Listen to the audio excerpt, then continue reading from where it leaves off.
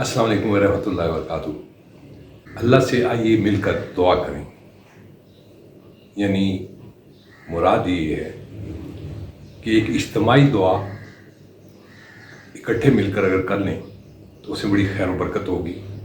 और उस खैर व बरकत के हवाले से जो है कहता हूँ, कोई परेशानी, कोई तकलीफ़, कोई भी ऐसी कैफियत अगर आए तो इज्तिमाई तौर पर दुआ कर कर अपने अल्लाह ताला को मना लीजिए, अल्लाह मियाँ जी को मना लीजिए, अल्लाह करीम को मना लीजिए।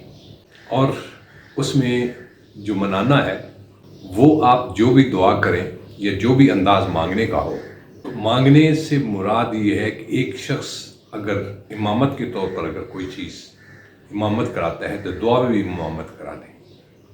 इसके अलावा फिर एक और भी अपना अंदाज़ होना चाहिए।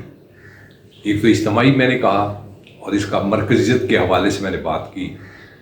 तो मरकज़ के हवाले से जब आप ये देखिए, ये ताकत की अलामत है, यानी मरकज़ की कैफियत में ये जो बिखरे हुए थे ये इकट्ठे हुए, तो ये ताकत और क़ुव्वत का जो इजहार किसी भी मकसद के लिए कर सकती है, इसके जो असर होगा वो इस तरह नहीं होगा, यानी अलहदा उस वजह से। लेकिन ये इंसानी कैफियत जो अल्लाह करीम का और इंसान का रिश्ता है, इसमें ये कैफियत ऐसी नहीं। इसमें इज्तिमाई दुआ की तासीर तो बेशक, इसमें कोई शक नहीं, क्योंकि बाजमात नमाज का जो कहा गया है तो ऐसे नहीं कहा गया मरकज़ियत के हवाले से, ताकि आपस में रिश्ते जो है मुसलमान की हैसियत से, एक इस्लामिक कल्चर के हिसाब से उसमें एक मरकज़ियत पैदा हो, आपस में प्यार मोहब्बत हो, खलूस, इत्तेहाद, इत्तफाक की अलामत हो।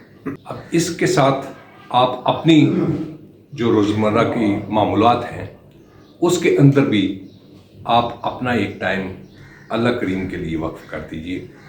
और जो बातें करनी है, जैसे माँ और बेटा अपनी मोहब्बत के हिसाब से दुआ कर या गुफ्तगू करता है, या वो रिश्ता मोहब्बत और प्यार वाला है, इसी तरह बंदे का भी अल्लाह करीम से जो रिश्ता है वो भी माँ जैसा है। जब उसका फरमान मुबारक कि मैं 70 माओं से ज़्यादा प्यार करने वाला हूँ, तो मैंने इसी हवाले से वालदा की दुआ के हवाले से या मोहब्बत के हवाले से बात की है। अब इसमें एक छोटा सा एक वाक़या आपके साथ शेयर करता हूँ। माँ की दुआ बहुत असर रखती है और उसके सदक़े से ही आपको दीन दुनिया की नेमतें भी अता होती हैं। माँ और बाप को आप देखिए, अगर इज्तिमाई नोयत के हिसाब से अगर अपनी इबादत के हवाले से भी अगर आप देखना चाहें तो इसका मुशाहिदा कर लीजिए।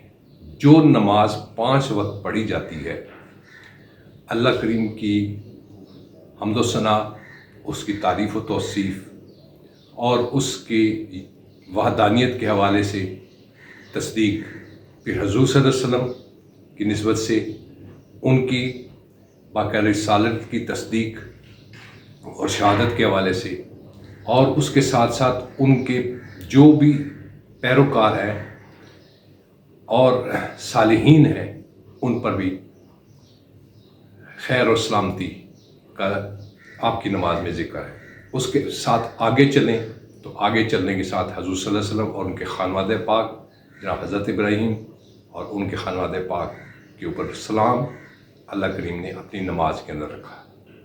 अब उससे आगे चलें, फिर अपनी औलाद के लिए दुआ, उसके नमाज की और उसके साले अमाल के हवाले से दुआ है, फिर माँ बाप के लिए दुआ है। यानी इसमें आपका ज़िंदगी का सारा सर्किल मुकम्मल हो जाता है। अगर इज्तिमाई हैसियत से देखें तो ये एक दर्स है, नमाज गो के एक तरबियत है 5 वक्त के हिसाब से। तो 5 वक्त के अंदर ये तमाम चीज़ें जो मैंने आपसे गिनवाई, इनका जिक्र होता है। इस हवाले से आपको कायनात की ज़िंदगी का जितना भी निचोड़ अगर मिलता है तो आपकी नमाज के अंदर आपको दीन मुकम्मल मिलता है। पहले मैंने पिछली वीडियोस के अंदर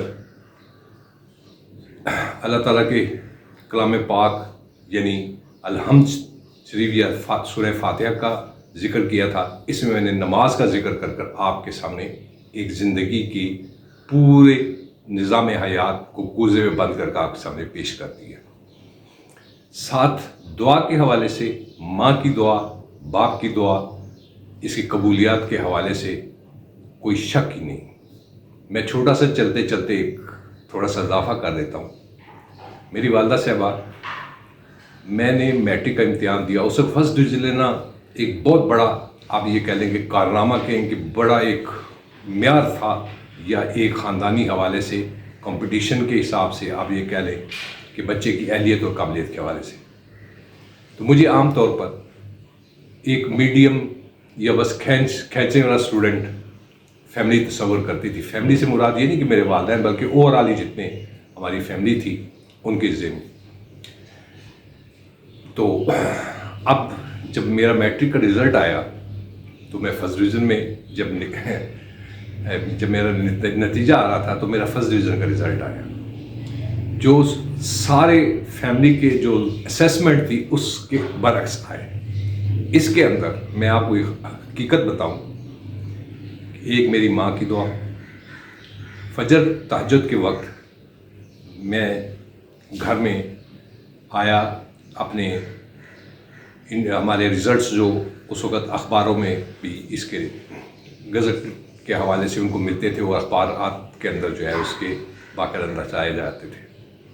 تو ہم رات کو 12 بجے قریب پرنٹنگ ہوتی تھی، تو اس حوالے سے ہم اپنے دوست احباب مل کر پھر رہے تھے.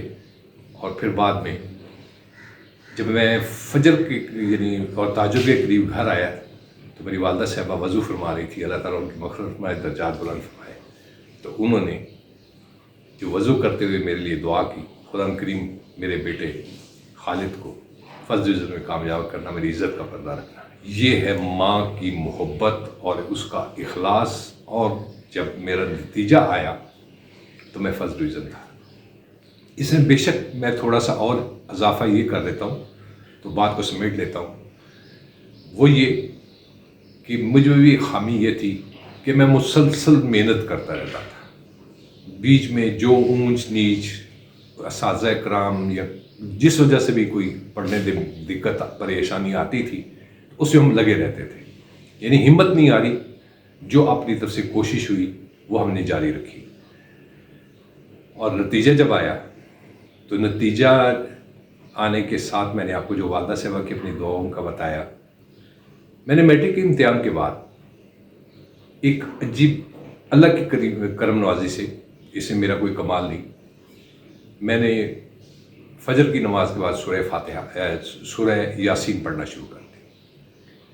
اور اس میں مجھے بڑی مبارک خوابیں آنی شروع ہوئی. مثلاً میری جھولی سیبوں سے بھری ہوئی ہے، یا میں اپنے اسکول کے گیٹ سے باہر نکل رہا ہوں اور اپنے اسکول کے اندر وہاں پیڑ لگے ہوئے سیب کے درختوں کے، اور ادھر سے میں سیب جھولی میں ڈال کر گیٹ سے باہر نکل رہا ہوں. یہ آپ کے سامنے جو میں نے ویڈیو پیش کی، کلام پاک یعنی اللہ کی ذات پاک سے جو ایک سادگی انداز سے دعا مانگتے تھے. دعا کا سلیقہ بھی اتنا نہیں تھا، لیکن اللہ کریم نے اس دعا کو بھی قبول فرمایا. اور اس طرح مجھے ایک بشارت بھی ملی، اور میری والدہ کی دعا کو بھی بتایا، اور اجتماعی دعا کے بارے میں بتایا. اس طرح چھوٹی چھوٹی جو اچھی چیزیں جو زندگی کے ساتھ گزری ہوئی ہیں وہ بھی آپ کے ساتھ شیئر کرتا رہوں گا. آخر میں اجازت چاہوں گا. السلام علیکم ورحمۃ اللہ وبرکاتہ.